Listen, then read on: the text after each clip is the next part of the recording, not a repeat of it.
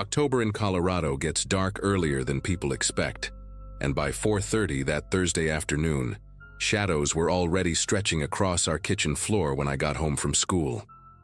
I was 15, a sophomore at Ridgeview High, and had just started getting rides home with my friend Jenna's older brother since soccer practice had moved to mornings. My dad worked as an engineer at a tech firm downtown, usually getting home around 6:30, and my mom managed a dental office 40 minutes away, which meant she rarely made it back before 7. We lived in one of those newer developments off Highway 6, where every house had the same basic floor plan, but different colored siding. Ours was pale gray with white trim. The neighborhood was quiet on weekdays, mostly families with young kids who were still at daycare, or older folks who kept to themselves. That afternoon felt completely ordinary.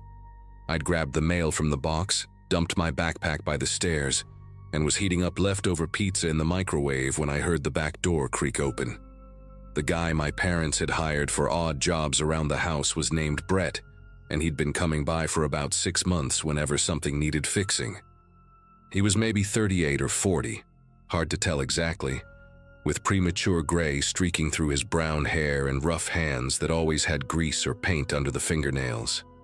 He wore the same faded blue coveralls every time I saw him, with his name stitched in red thread on the front pocket, though the letters were coming loose at the edges. My mom found him through a neighborhood Facebook group when our fence started falling apart after a bad storm. He charged half what the professional contractors wanted and didn't mind being paid in cash. Brett had fixed the fence, retiled the downstairs bathroom, cleaned the gutters, and just last Saturday had finished installing heavy-duty shelving units in our garage. My dad had paid him that same day.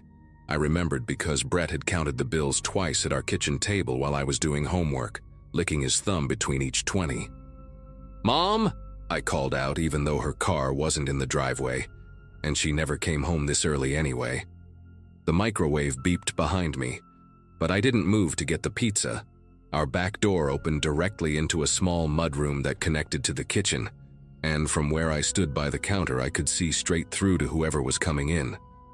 Brett appeared in the doorway, still wearing those same coveralls, but something about him seemed different. Maybe it was the way he didn't knock first or call out to announce himself like he usually did. He just stood there for a moment, his bulk filling the frame before stepping inside and closing the door behind him. The automatic porch light hadn't turned on yet, so his face was partially shadowed, but I could see he was carrying his old red toolbox, the one with the broken latch that he had to hold closed with his hand.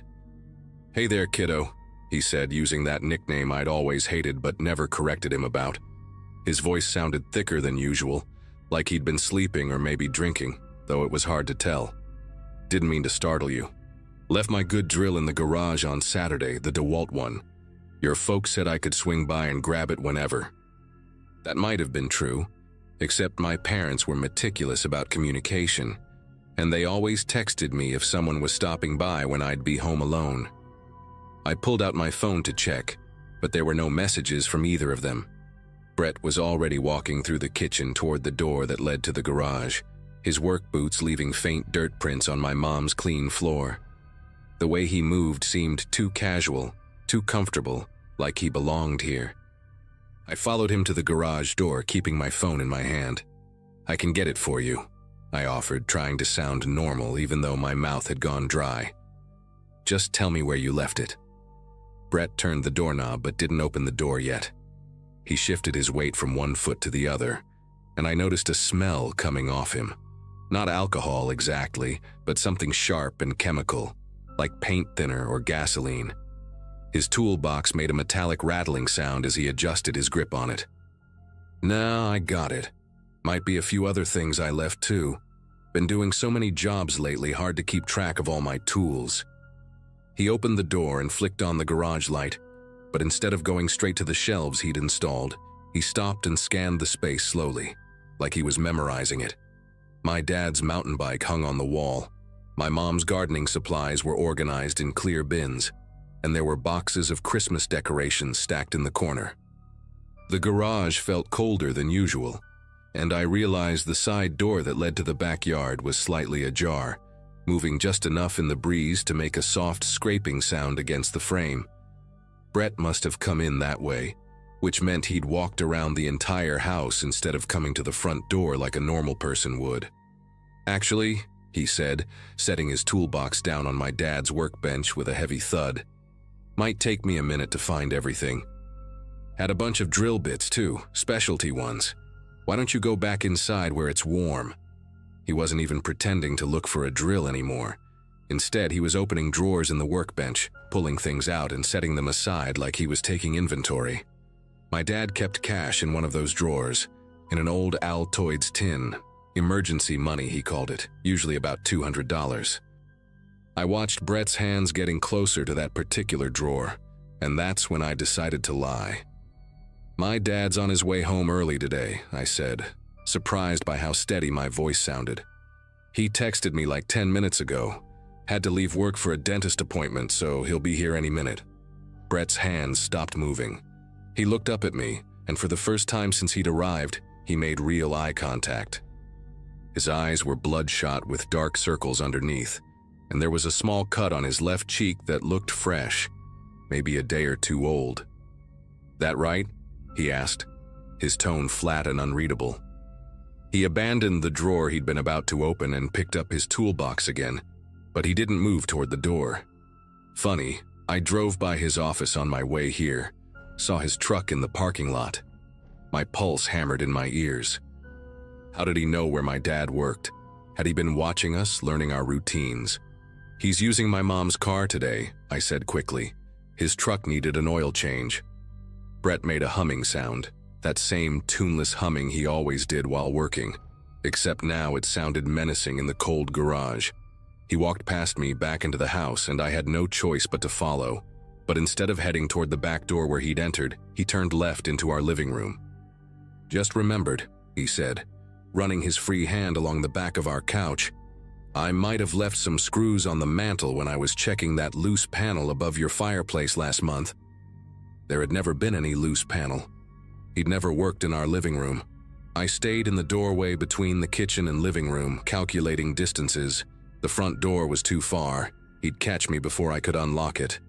The back door was closer, but he was between me and it now. My phone was still in my hand, but calling 911 would take too long. And what would I even say? That our handyman was looking for his tools. He picked up a family photo from the mantel, the one from our vacation to Yellowstone last summer, and studied it carefully. "Nice picture," he said. "Your mom looks young here. She's still wearing her hair like that?" The question made bile rise in my throat. The sound of footsteps upstairs made us both freeze. Heavy footsteps, deliberate and slow, moving from one room to another directly above us. Brett's eyes flicked to the ceiling, then back to me. "Thought you said you were alone," he said quietly, setting the photo down with exaggerated care. My mind raced. I knew nobody was upstairs. I'd been home for 20 minutes and would have heard someone. But the footsteps continued, and then we heard a door slam hard enough to rattle the pictures on the wall. Brett's whole demeanor changed. His shoulders tensed and he gripped his toolbox tighter, the knuckles on his hand going white. "Who's up there?" he demanded, taking a step toward me. I backed into the kitchen, my hip hitting the counter. "I don't know," I said truthfully, and my confusion must have been genuine enough because he seemed to believe me. Another door slammed upstairs, then another, like someone was going room to room, and suddenly I understood. My neighbor, Mrs. Zhao, had a key to our house for emergencies.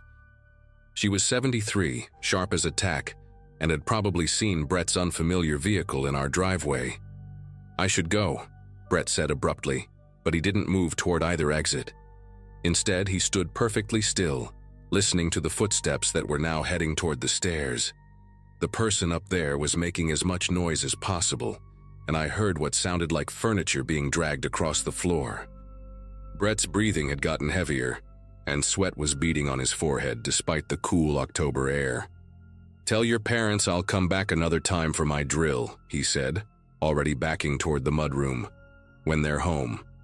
The footsteps started down the stairs, slow, heavy, deliberate. Each step creaked loudly, which was strange because our stairs never creaked.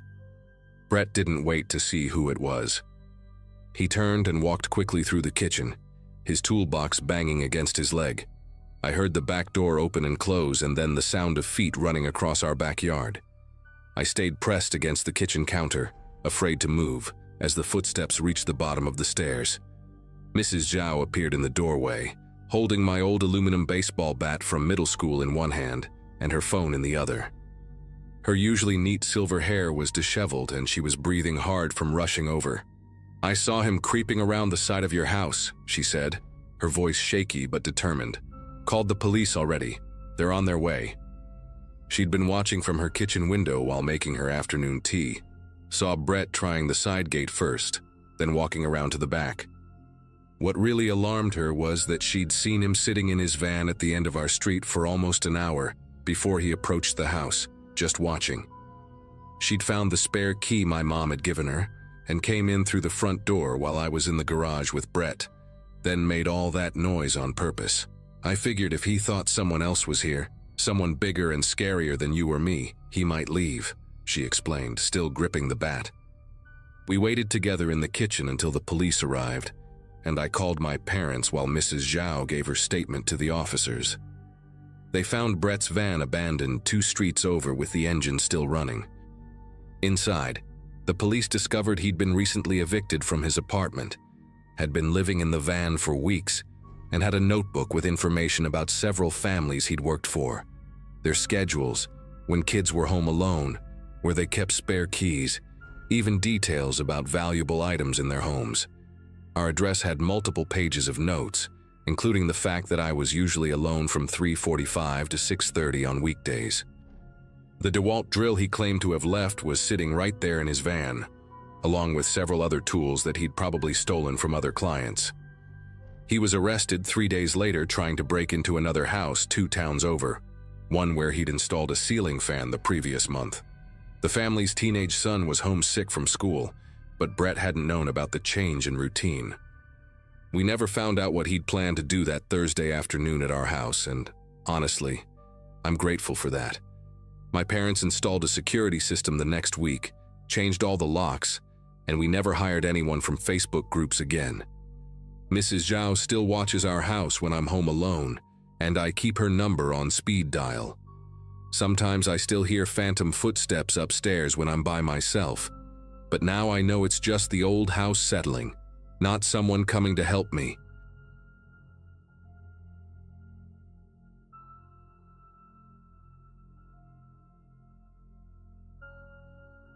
Living alone in a duplex in suburban Milwaukee wasn't supposed to be permanent. I'd moved there in August 2018 after my divorce, just needing something cheap and quiet while I figured out my next move. The place was nothing special. Beige walls, outdated kitchen, one of those sliding glass doors to a tiny backyard that I never used. I was working nights at a warehouse back then, which meant I slept during the day and spent most evenings just killing time before my shift. The neighborhood was boring in the best way possible. Families with kids, retired couples who kept their lawns perfect, everyone minded their own business. That Tuesday in early September started like any other day off. I'd woken up around 3 p.m., made some coffee, and realized I needed to grab a few things from the 7-Eleven about 4 blocks away. The convenience store run should have taken 10 minutes, tops. I parked in the nearly empty lot and was walking toward the entrance when these 2 guys came out. The first one was tall and skinny, maybe early 30s, wearing a faded Packers jersey that hung loose on his frame. His buddy was shorter, stockier, had this weird bleached patch in his otherwise dark hair, like he'd started dyeing it and given up halfway through. They were carrying cases of beer and heading to a beat-up Chevy Tahoe. As I passed them, the tall one bumped into me, hard enough that I stumbled. When I turned around, he was grinning at me with these yellowed teeth and said something like, "Watch where you're going, princess." His friend laughed, this high-pitched giggle that didn't match his build at all. I just kept walking, but I could feel them staring at me.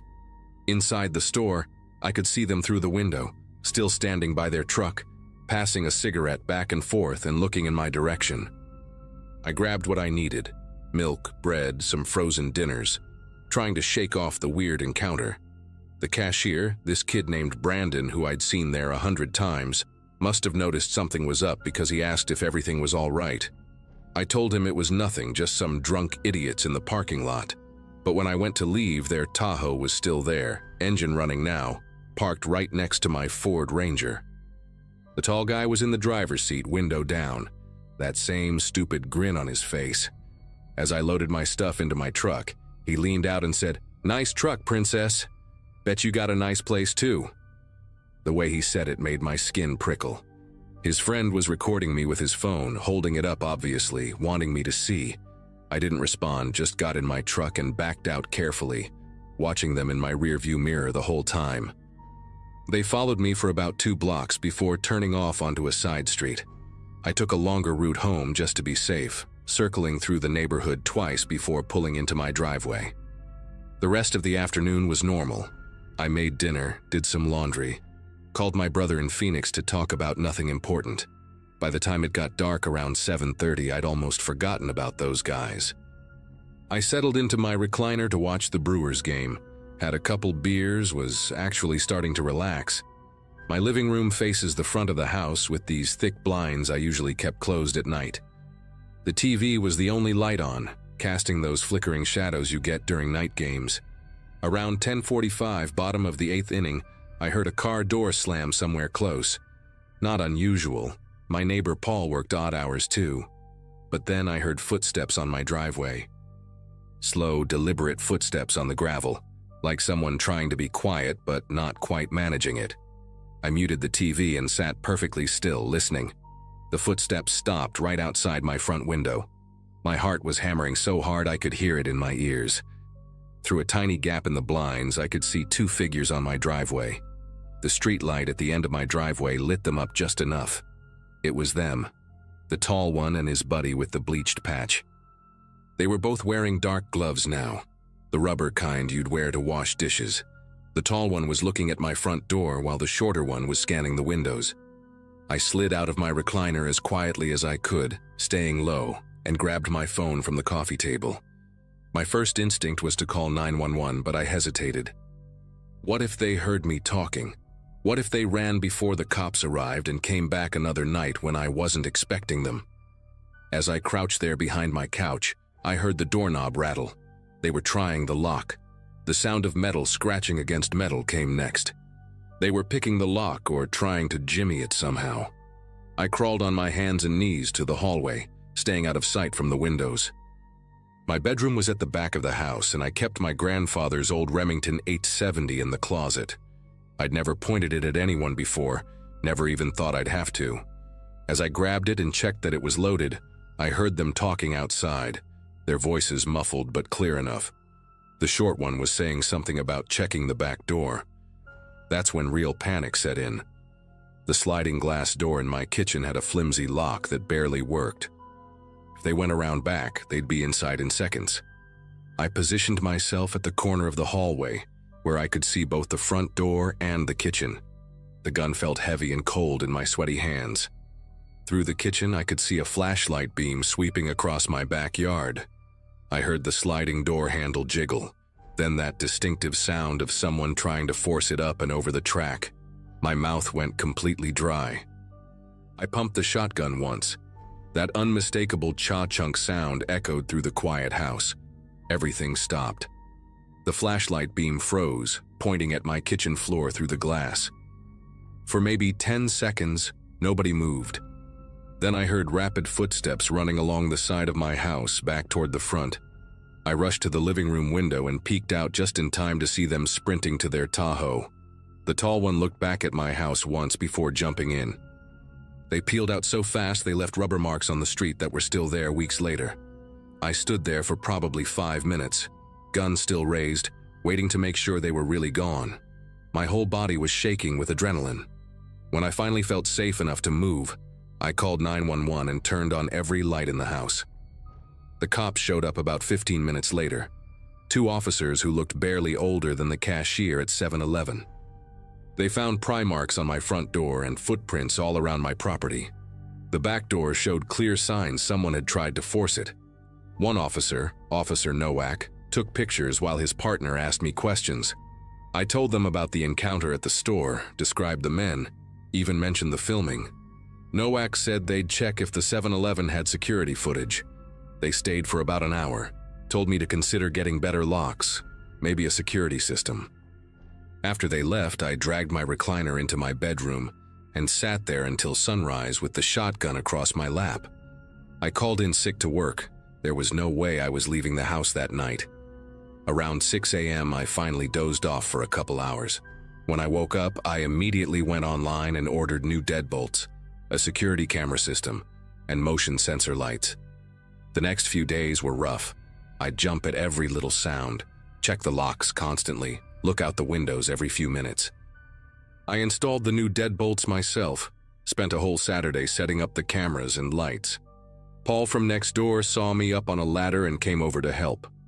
When I told him what happened, he mentioned he'd seen a Tahoe driving slowly past our houses a few times that week before the attempted break-in.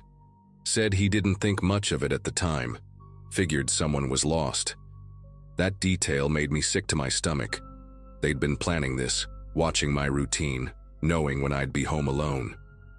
I started parking my truck in different spots, varying when I left for work, being hyper-aware of any vehicle that seemed to be following me. The paranoia was exhausting. I'd check the camera feeds obsessively on my phone during work breaks, sometimes calling in favors with coworkers to drive by my house during their lunch breaks, just to make sure everything looked normal. About 2 weeks later, Officer Nowak called with an update. They'd arrested both men after they tried to break into another house 3 neighborhoods over. The homeowner there had a German Shepherd that went absolutely ballistic when they tried the back door, woke up the whole family. The husband held them at gunpoint until police arrived. Turns out they had a whole operation going. They'd stake out houses, figure out when people were alone, then break in looking for electronics, cash, prescription drugs. The tall one was named Robert Henley, had a record going back years for burglary and assault. His partner was Vincent Russo, mostly petty theft before this. They found videos on Russo's phone of at least 12 different houses, including mine. The prosecutor said I'd probably have to testify if it went to trial, but both ended up taking plea deals. Henley got 3 years, Russo got 18 months. Even with them locked up, it took months before I could sleep properly again. I'd still wake up at every creak, every car door, every dog bark in the neighborhood. I ended up getting a dog myself, a rescue pit bull mix named Brutus who barks at everything and sleeps at the foot of my bed. Funny thing is, he's actually a total softie, scared of the vacuum cleaner and loves belly rubs, but he makes me feel safer. I stayed in that duplex for another year before finding a better place, a second-floor apartment with only one entrance and a doorman. Some people think I overreacted, that I should have just called the cops right away that night instead of grabbing the gun. Maybe they're right.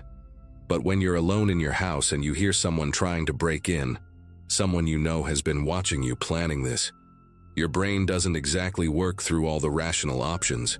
You just react. That sound of the shotgun pumping probably saved me from whatever they had planned, and I don't regret it for a second.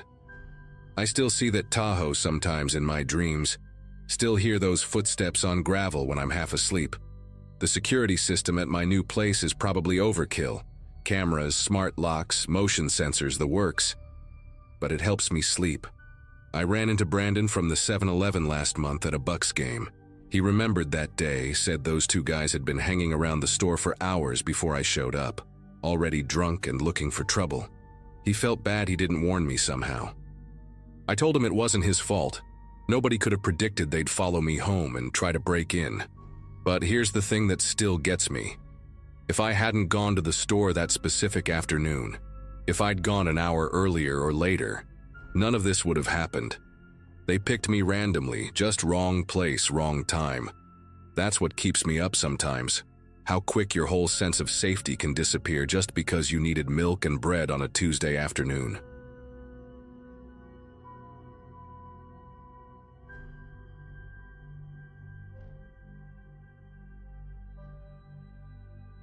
Most people don't know what real fear feels like until they're 16 and alone, in a house that suddenly feels too big, too quiet, too exposed.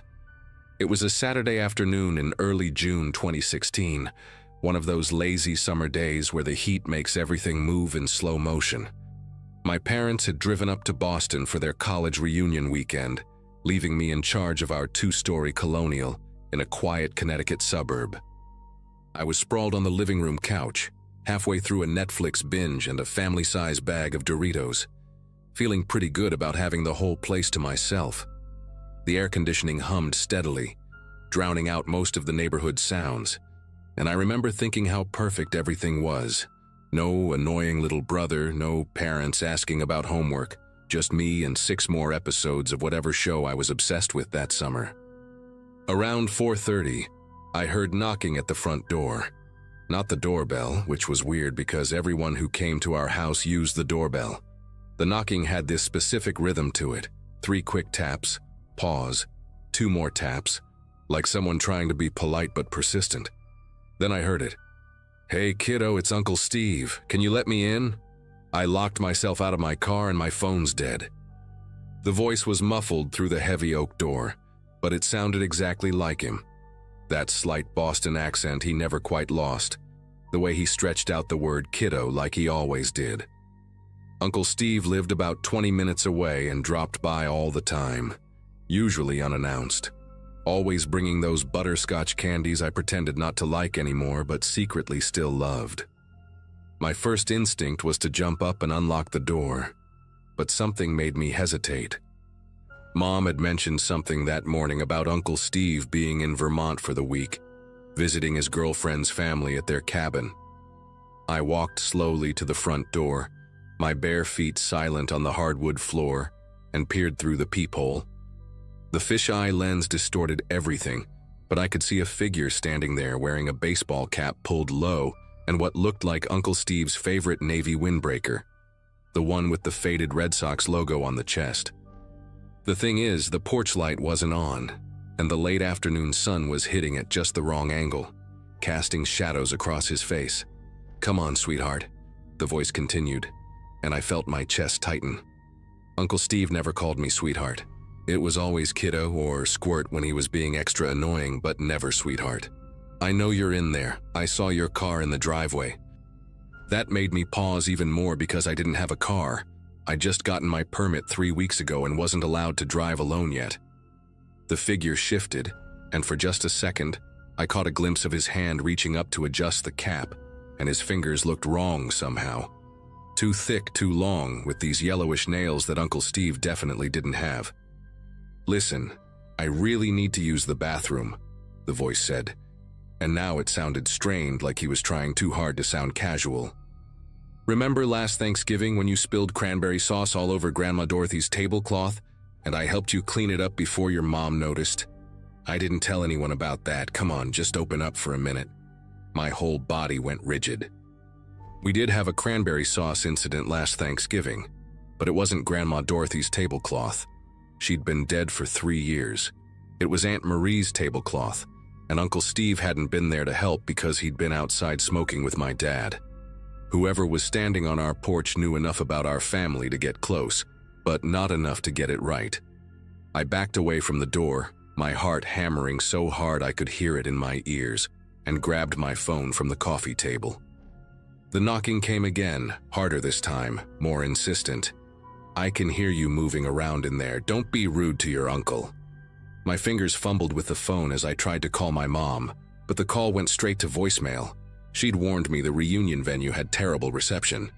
Dad's phone did the same thing. I thought about calling 911, but what would I even say? There's someone at my door pretending to be my uncle. The knocking turned into pounding now, making the decorative wreath on the door shake. "All right, I didn't want to worry you, but I think I'm having a medical issue here," the voice said, and suddenly it sounded weaker, breathless. "My chest? It's those pills I forgot to take. You remember I have that heart condition, right? The one we found out about after I collapsed at your birthday party?" Another lie. Uncle Steve did have a heart condition, but he found out about it during a routine physical, not at any birthday party. This person had pieces of truth mixed with complete fabrications, like they'd been studying our family from a distance, collecting fragments of our lives. I texted my mom. "Someone at door saying they're Uncle Steve, but it's not him." "What do I do?" The typing bubbles appeared and disappeared several times, but no message came through. The pounding stopped abruptly, and the silence that followed was somehow worse. I crept to the living room window and carefully pulled back the curtain just enough to see the porch. The figure was walking around the side of the house now, heading toward the backyard. Our back door was glass. Those French doors my mom loved because they let in so much light, but they had this flimsy lock that my dad kept saying he'd reinforce but never did. I ran to the kitchen, my socks sliding on the tile, and saw him standing there on the deck, his face pressed against the glass. In the clearer light, I could see him properly for the first time. He had Uncle Steve's general build, that same stocky frame, but his face was all wrong. The features were similar but stretched somehow, like someone had tried to reconstruct Uncle Steve from memory. His eyes were the worst part. They were the right color, that greenish hazel, but they were flat and unblinking, studying me like I was an insect under glass. He smiled when he saw me looking, and his teeth were perfectly white. Too perfect, like dentures or veneers. Nothing like Uncle Steve's coffee-stained, slightly crooked smile. "There you are," he said, his voice still maintaining that Uncle Steve impression, but slipping at the edges like an actor forgetting his accent. His breath fogged up the glass as he spoke, and I noticed he was wearing latex gloves, thin medical ones that made his already strange hands look even more unnatural. "Why don't you just let me in? I promise I won't stay long. I just need to pick up something I left here last week. That watch your dad borrowed, remember?" My dad had never borrowed Uncle Steve's watch. My dad didn't even wear watches. He always said they made his wrist itch. The man's hand moved to the door handle, jiggling it gently at first, then with more force. The lock held, but the whole frame shook, and I knew it wouldn't take much more to break it. I grabbed the biggest knife from the wooden block on the counter, the one Mom used for carving turkey, and held it with both hands, trying to stop them from trembling. "That's not very nice," he said, noticing the knife. His voice dropped the Uncle Steve impression entirely now, becoming something lower, rougher. "I just want to come in and talk." I heard something then that made every muscle in my body lock up, the sound of breaking glass from upstairs. Not loud, not a window smashing, but the careful, deliberate sound of someone cutting through glass, like when my dad had to replace a broken pane in the bathroom window last summer. The man at the back door must have seen my eyes dart upward because he laughed, this soft, pleased chuckle that sounded nothing like Uncle Steve. "That would be my friend," he said conversationally, like we were discussing the weather. "See, I knew you'd be difficult. Kids always are. Your parents really should have taught you better manners." I could hear footsteps above me now, slow and deliberate, moving from what sounded like my parents' bedroom toward the stairs. The man at the door had stopped trying to force it. He just stood there, watching me with those empty eyes, waiting. That's when I realized he wasn't trying to break in anymore. He was keeping me there, making sure I didn't run while his partner came down to get me. The footsteps reached the top of the stairs, and I had maybe seconds to decide what to do. The knife felt useless in my hands. What was I going to do? Fight off two grown men? I thought about the panic button on our alarm system, the one my parents had installed after a string of break-ins in the neighborhood last year. It was on the wall near the garage door, just 15 feet away, but it might as well have been a mile. The man at the back door tapped on the glass with one gloved finger, a steady rhythm like a countdown. "You should probably put that knife down before someone gets hurt," he said, and his voice had this horrible fake concern in it. "Wouldn't want you to have an accident." The footsteps were coming down the stairs now, heavy and unhurried. I could see a shadow moving in the hallway, getting larger. That's when something inside me just snapped into focus. I wasn't going to stand there and wait for whatever they had planned. I spun around and sprinted for the garage door, slamming my palm on the panic button so hard it hurt. The alarm exploded through the house, this piercing shriek that made my ears ring. The man at the back door started pounding on the glass with both fists, his face contorted with rage, no longer bothering with any pretense. I heard the glass crack, spiderwebbing from the impact. The footsteps on the stairs turned into running, and I saw him clearly as he rounded the corner into the kitchen. A tall, thin man in dark clothes with a ski mask pulled up just enough that I could see his mouth, which was moving like he was cursing, but I couldn't hear anything over the alarm. I yanked open the garage door and ran, still clutching the knife, my socks slipping on the smooth concrete. Our neighbor, Mrs. Nowak, was already on her front lawn with her phone out, probably calling 911. She was this tough Polish lady in her 70s who didn't take nonsense from anyone, and when she saw me running out of the garage barefoot and carrying a knife, she didn't ask questions. She just grabbed my arm and pulled me behind her, shouting something I couldn't understand over the alarm. I turned back to see both men standing in my garage just watching us. They didn't chase me. They just stood there for maybe 3 seconds, looking at Mrs. Nowak and her phone, then turned and walked calmly back through my house. The police arrived within 4 minutes. Turned out 3 different neighbors had called 911 when the alarm went off. They found the house empty, but the back door glass was cracked, and there was a perfect circular hole cut in my parents' bathroom window, the edges smooth like it had been done with professional tools. Nothing was taken, which somehow made it worse. The detective who interviewed me, a woman named Ferretti with kind eyes and gray streaks in her black hair, told me I'd done everything right. She said the men had probably been watching our house, knew my parents' car was gone, knew about Uncle Steve being away, maybe from social media, maybe from just observing.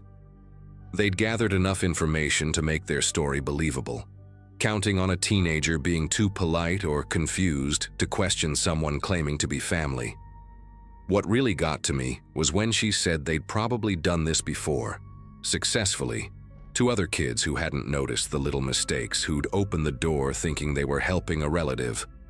The part that still keeps me up at night, even now, 6 years later, is what they found in our garbage can by the curb. There was a manila folder with printouts, Facebook photos of our family, including recent ones from my mom's page showing Uncle Steve at Easter dinner, notes about our schedules written in neat handwriting, and a list of family members with details about their relationships to us. But the worst thing was a photo of me walking home from school, taken with a long lens from across the street, dated 2 weeks before that Saturday.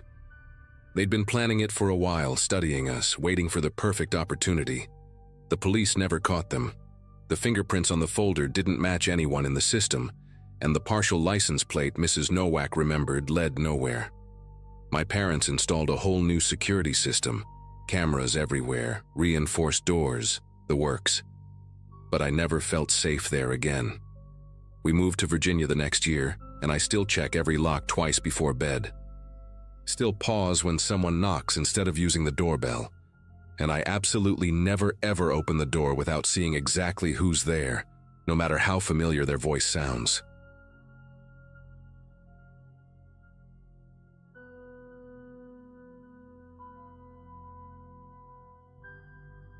The wallpaper in my apartment was peeling off in long strips, yellowed from decades of cigarette smoke from previous tenants. And every morning I'd wake up to find another piece had fallen during the night.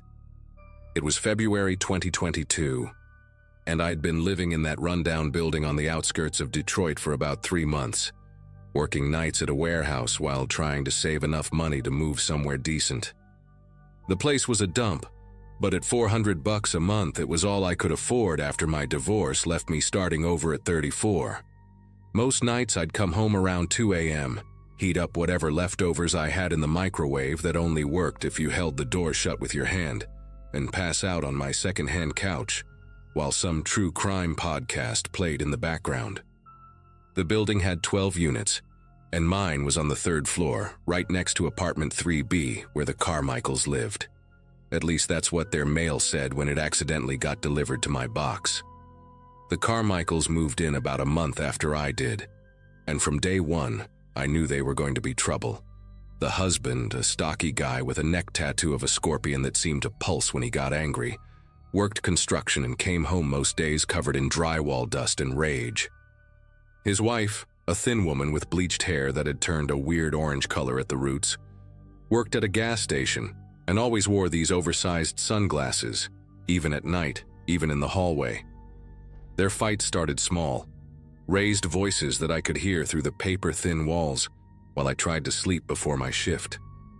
But within 2 weeks, it escalated to screaming matches that shook the light fixture in my bedroom, the sound of furniture being thrown, glass breaking, her crying and begging him to stop. I'd lie there with my pillow over my head, counting down the minutes until I had to leave for work, telling myself it wasn't my business, that getting involved would only make my life harder. Everything changed on a Monday night in early March when I heard something different through the wall. Not just yelling or crying, but this wet, meaty sound, like someone tenderizing steak with a hammer, followed by complete silence. The silence was worse than the screaming because at least when she was crying, I knew she was still conscious. I sat up in bed, still in my work uniform because I'd just gotten home 20 minutes earlier, and pressed my ear against the wall. Nothing. Then footsteps, heavy ones pacing back and forth. I could hear him muttering something but couldn't make out the words. About 10 minutes later, I heard their door open and close, then his boots stomping down the hallway toward the stairs. Through my peephole, I watched him leave carrying a rolled-up rug over his shoulder, the end of it dark with what looked like a stain. My mouth went dry as I realized she hadn't made a sound since that horrible thudding noise. I paced my apartment for an hour, going back and forth between my kitchen and living room, which were basically the same room separated by a counter with missing cabinet doors. Part of me wanted to knock on their door, check if she was okay, but I kept remembering the way he'd looked at me the one time we'd crossed paths in the hallway. His eyes were these pale gray things, like dirty ice, and they'd tracked me like a predator sizing up prey. Finally, around 4 a.m., I couldn't take it anymore. I grabbed my phone, went into my bathroom, the farthest room from their apartment, turned on the shower to mask my voice, and called 911. I told them I'd heard what sounded like domestic violence, that it had gone quiet suddenly, that I was worried someone might be seriously hurt. The dispatcher said they'd send someone to check it out, took my name and apartment number, told me to stay in my unit and wait for the officers to contact me if they needed a statement. The cops showed up about 30 minutes later, and through my peephole I watched 2 officers knock on the Carmichael's door. She answered, alive, thank God, wearing a turtleneck in March and keeping her face turned away from the hallway light. Even from my limited view, I could see her hands trembling as she held the door open just a crack. The officers talked to her for maybe 5 minutes, their voices low and professional, but she kept shaking her head, saying everything was fine, that her husband was at work, that she'd just dropped some dishes and that must have been what I heard. They asked if they could come in and look around, but she said no, that she had to get ready for her shift, and since they didn't have a warrant and she wasn't inviting them in, they left. One of them knocked on my door afterward, and I gave a statement about what I'd heard, but without her cooperation, they said there wasn't much they could do. The officer, a young guy with a mustache that looked like he'd drawn it on with a pencil, handed me his card and told me to call again if I heard anything else concerning. I tried to go to sleep after that, but I kept thinking about the way she'd stood in that doorway, angled so we couldn't see the left side of her face, the way her voice had sounded hollow when she'd insisted everything was fine. Around noon, I woke up to the sound of their door slamming so hard that one of my picture frames fell off the wall and shattered on the floor. Through the wall, I could hear him screaming, calling her a stupid bitch, asking her if she thought she was clever, if she thought he wouldn't find out. Then I heard my name. He was yelling my full name, which he must have gotten from the cops or maybe from our mailboxes downstairs, saying I needed to mind my own fucking business if I knew what was good for me. The walls in that place were so thin that I could hear him punching something. The wall, maybe, or a door, and with each impact, I could feel the vibration through my floor. This went on for 20 minutes before everything went quiet again. But it was that dangerous kind of quiet, like the air before a tornado. I had to leave for work at 5 p.m., and I'll be honest, I was terrified to step out of my apartment. I stood at my door for 5 minutes with my hand on the deadbolt, listening for any sound from the hallway. When I finally got the courage to leave, I practically ran to the stairwell, taking the steps 3 at a time, but nothing happened. Their door stayed closed, the hallway stayed empty, and I made it to my car, a beat-up Ford Focus with a driver's side door that you had to lift while closing, without incident. All through my shift that night, I kept checking my phone, half expecting to see a text from my landlord saying my apartment had been broken into or burned down. But there was nothing. When I got home at 2:30 a.m., the building was dead quiet. I could see light coming from under the Carmichael's door, and I could hear a TV playing, but that was it. I went into my apartment, locked the deadbolt, put a chair against the door for good measure, and tried to convince myself that maybe he just needed to blow off steam, that it was over now. That's when I heard the pounding on my door. Not knocking, pounding, like someone hitting it with the side of their fist. 3 heavy blows that made the chair I'd propped against it jump. I stood there in my living room, still in my work clothes, not moving, not breathing, hoping whoever it was would think I wasn't home. The pounding came again, harder this time, and I heard the wood around my deadbolt crack slightly. Then silence. I crept toward the door, trying not to make the floorboards creak, and looked through the peephole. The hallway was empty, but the light bulb that usually illuminated the area right outside my door had been unscrewed just enough to leave my doorway in shadow. I stood there with my eye pressed to the peephole for probably 10 minutes, waiting for movement, for any sign of who had been there. That's when I noticed it. A white envelope on the floor that had been slid under my door while I was looking through the peephole. I didn't want to pick it up. Every instinct told me to leave it there, to pretend I hadn't seen it, maybe even to call the cops again. But curiosity won out, the way it always does when you know you shouldn't do something. I bent down, grabbed the envelope by its corner like it might explode, and brought it into the kitchen where the light was better. My name was written on the front in block letters with a black Sharpie, the kind of deliberately anonymous writing that made my chest tight with dread. Inside was a single brass key, looked like a house key, well worn with scratches along the teeth, and a folded piece of notebook paper. The paper had those frayed edges where someone had ripped it out in a hurry. When I unfolded it, there were just 11 words written in the same block letters. "We can come in any time. Next time you won't hear us." My legs actually gave out, and I had to sit down on my kitchen floor, right there next to the garbage can that smelled like old Chinese takeout. The key was identical to my apartment key. Not similar, identical. Same brand, same wear pattern on the head where years of use had rubbed away the brass plating. I compared them side by side under the kitchen light, and they were perfect matches, down to a tiny nick on the third tooth that I'd noticed when I first moved in. Someone had made a copy of my key. The only people who should have had access to it were me and my landlord, Mr. Garrison, a 70-year-old man who lived in Florida and only communicated through his property management company. But then I remembered, about 2 weeks earlier, I'd lost my keys at work. They'd fallen out of my jacket pocket somewhere in the warehouse, and I'd spent my entire lunch break looking for them. Eventually found them by the loading dock, figured they'd slipped out when I was moving boxes. Except now I wondered if they'd really been lost, or if someone had taken them, made a copy, and returned them where I'd find them. The thought made me want to vomit. I called in sick to work the next day, something I'd never done before, and spent the morning at Home Depot buying new locks, a door security bar, and one of those doorstop alarms that screams if someone tries to force entry. The guy at the store, a kid with gauged ears and a name tag that said Nathan, helped me pick out a deadbolt that he said would be practically impossible to pick without power tools. I wanted to tell him that picking the lock wasn't my concern anymore, that they had a key, but I just nodded and threw it in my cart along with a motion sensor light for inside my apartment. When I got back to the building around 1 p.m., the Carmichael's door was open, and I could see straight through to their living room. She was sitting on a brown couch with stuffing coming out of the arms, sorting through what looked like mail, while he stood by the window smoking a cigarette even though it was against the lease. We made eye contact for maybe 2 seconds, him, not her, and he gave me this slow nod, like we were acknowledging something between us.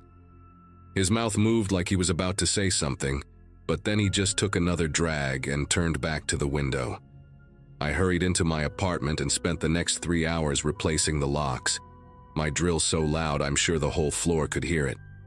That night, I didn't sleep. I sat in my living room with all the lights on, the security bar wedged under the doorknob, the doorstop alarm activated, and a baseball bat across my lap. A Louisville Slugger I'd bought years ago for a company softball team I never actually joined. Around 3 a.m. I heard footsteps in the hallway, that distinctive heavy boot sound I'd learned to recognize. They stopped right outside my door, no knocking, no pounding, just standing there. I could see the shadow of feet in the gap under the door, perfectly still. This went on for maybe 5 minutes, though it felt like hours, before the footsteps moved away. The next morning I packed everything I could fit in my car, left the furniture because it was all garbage anyway, and drove to my sister's place in Ohio. Didn't even tell the landlord I was leaving, just abandoned the place and figured losing my security deposit was worth it. Before I left, I slid the key they'd given me under their door with my own note that just said keep it. Never went back, never found out what happened to them, and honestly, I don't want to know. Sometimes at night, even now, 2 years later, living in a decent apartment with proper locks and normal neighbors, I still wake up thinking I hear those boots in the hallway.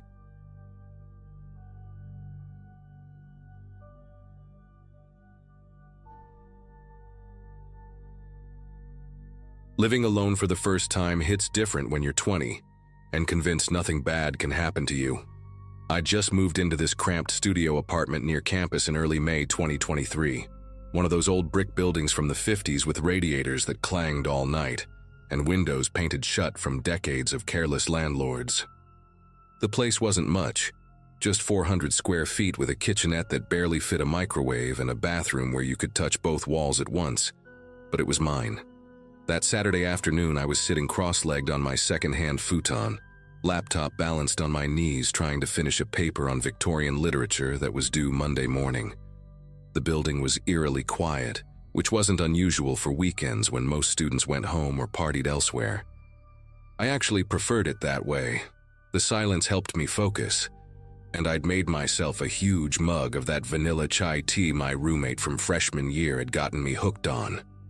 The knock came around 3:30, 3 solid raps that made me jump and nearly spilled tea all over my keyboard. I wasn't expecting anyone. My friend Claudia was at her parents' place in Pennsylvania for the weekend, and the guy I'd been seeing, Thomas, was working his shift at the campus bookstore until 6.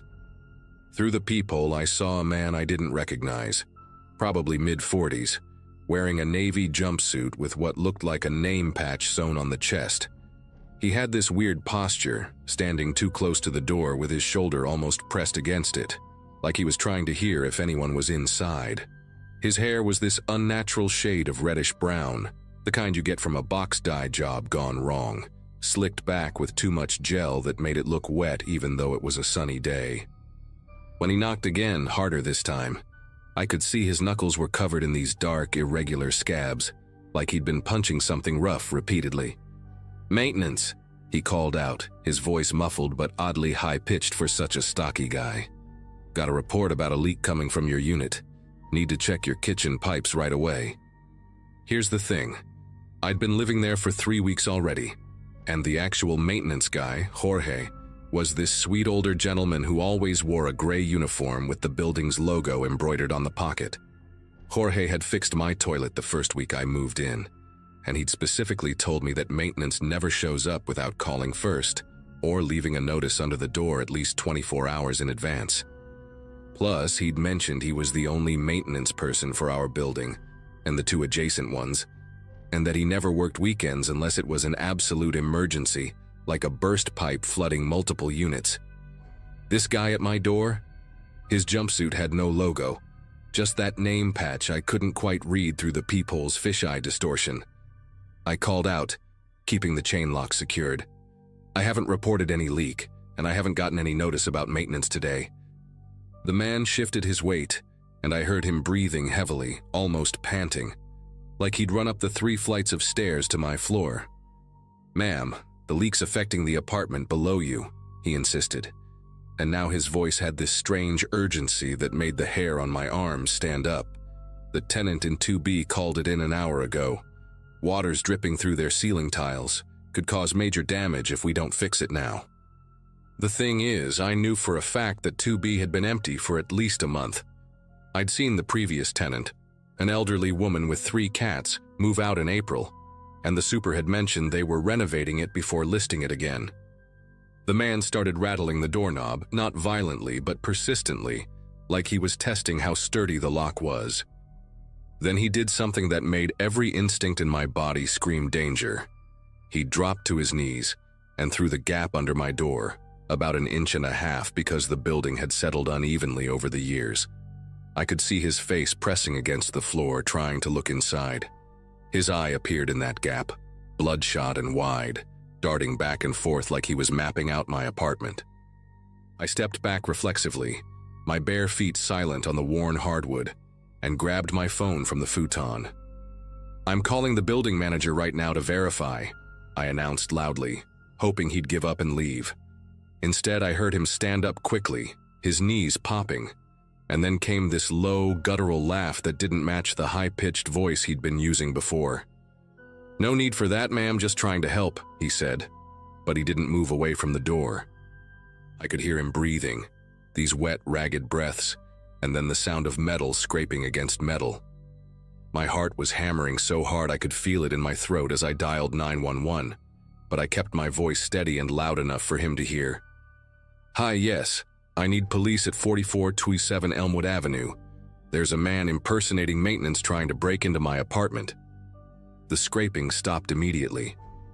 Through the peephole, I watched him step back from the door, his face flushed and sweaty, those scabbed hands clenched into fists. He stared directly at the peephole like he knew I was watching, and his mouth stretched into this unnaturally wide grin that showed too many teeth, some of them brown and rotting at the gums. The 911 operator was asking me questions, but I couldn't look away from that grin. The man reached into his jumpsuit pocket, and for a terrifying second I thought he was going to pull out a weapon. Instead, he produced a folded piece of paper and held it up to the peephole. Written in shaky block letters with what looked like black marker were the words, "I know you're alone." Then he tucked the paper back in his pocket, gave a mock salute with 2 fingers, and walked away down the hallway. But he didn't head toward the stairs or the elevator. I heard him stop at what sounded like the apartment 2 doors down, 3F, where a grad student named Lily lived by herself. The same 3 knocks echoed through the hallway, the same high-pitched voice. "Maintenance, got a report about a leak."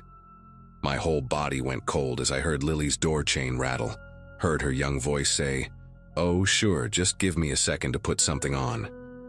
I screamed through my door, "Lily, don't open it! He's not maintenance! I've called the police!" There was a pause. Then I heard Lily's door slam shut and the deadbolt turn. The man in the hallway let out this frustrated growl, definitely in his real voice now. Deep and gravelly, nothing like the maintenance worker act he'd been putting on. He pounded on Lily's door 3 times with what sounded like the side of his fist, making the whole hallway echo. Then I heard his heavy footsteps moving back toward my apartment. He stopped right outside my door again, and I could hear him muttering something under his breath, these incomprehensible words that sounded like he was having an argument with himself. The 911 operator was telling me units were on the way, maybe 5 minutes out, but 5 minutes feels like 5 hours when there's just a piece of wood between you and someone who clearly isn't right in the head.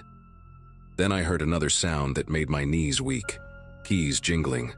Not just a few keys, but what sounded like dozens of them, metal clinking against metal as he sorted through them. The scraping started again at my lock, and this time I recognized the sound. He was trying different keys, one after another, methodically working through what must have been a massive ring of them.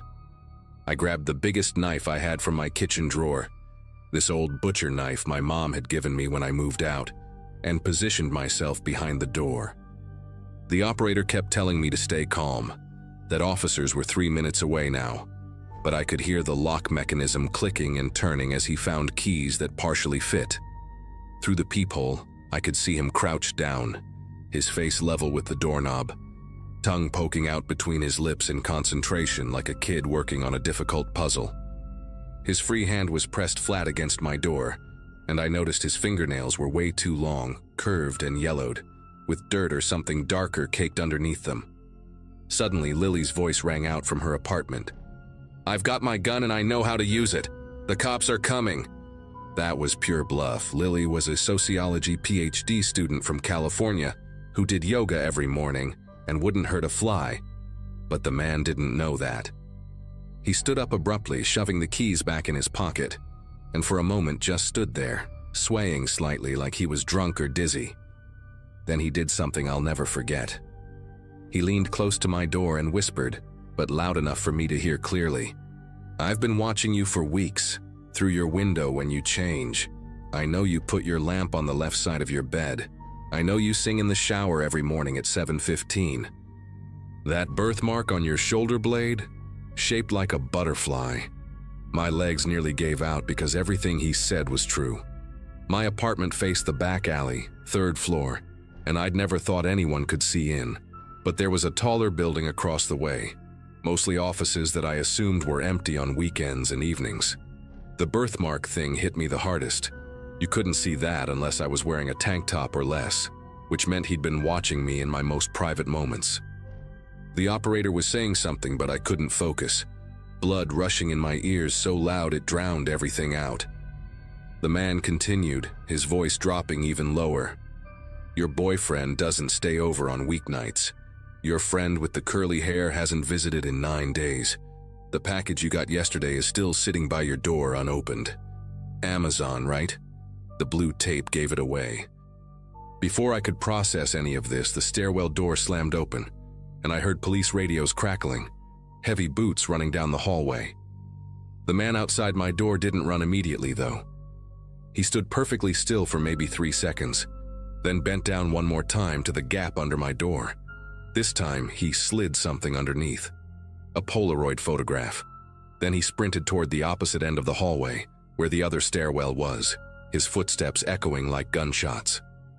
I heard the officers shouting, heard them pursuing him, their radios going crazy with updates and coordinates. I didn't move to pick up the photo right away, just stood there gripping the knife, waiting until an officer knocked and identified himself, showing his badge through the peephole.